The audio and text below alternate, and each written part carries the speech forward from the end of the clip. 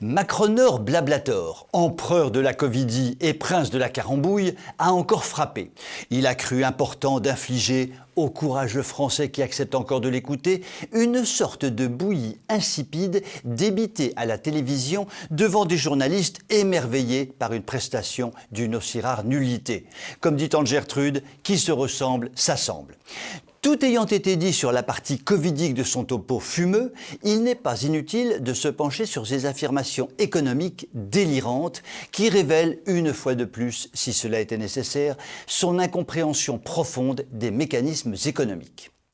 Et si je n'étais pas charitable, ce que je ne suis pas bien sûr, j'ajouterais que Macronor Blablator ne comprend rien à rien sur à peu près tous les sujets.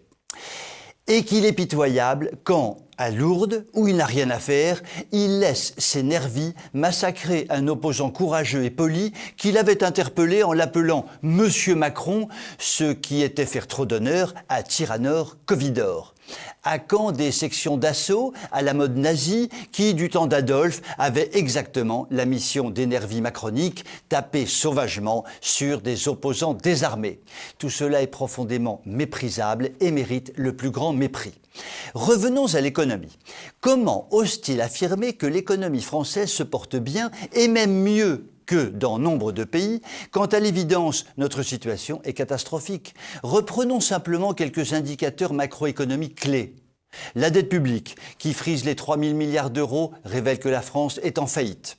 La dette privée n'a jamais été aussi élevée et fragilise considérablement les banques. Le commerce extérieur, qui sera à nouveau déficitaire en 2021 de 60, 70 ou 80 milliards d'euros, connaît une véritable déroute. La production industrielle s'écroule. Elle ne représente plus que 10% de la production intérieure brute contre 25% à la fin du siècle dernier. Le chômage, toutes catégories confondues, est supérieur à 30% de la population active, niveau évidemment totalement insupportable. La France conserve la médaille d'or des prélèvements obligatoires, des taux d'imposition, des déficits sociaux, etc. Churchill, face à une situation aussi dégradée, aurait galvanisé sa population entre deux rasades de whisky en promettant du sang et des larmes, mais en promettant qu'au bout de la route, le pays retrouverait son éclat économique.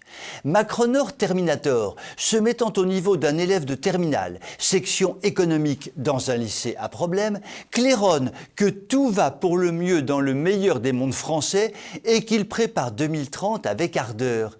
Mais nous, crétins historiques, nous aimerions tant qu'il s'intéresse plutôt à 2021.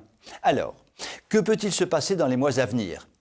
Blablator arrivera peut-être à faire passer son discours mensonger jusqu'aux élections présidentielles de 2022, car les instances européennes, et notamment la BCE, injecteront dans l'économie française autant de monnaie qu'il le faudra pour être réélu, monnaie de singe évidemment, ou monnaie de guenon pour plaire à Marlène Schiappa mon amour.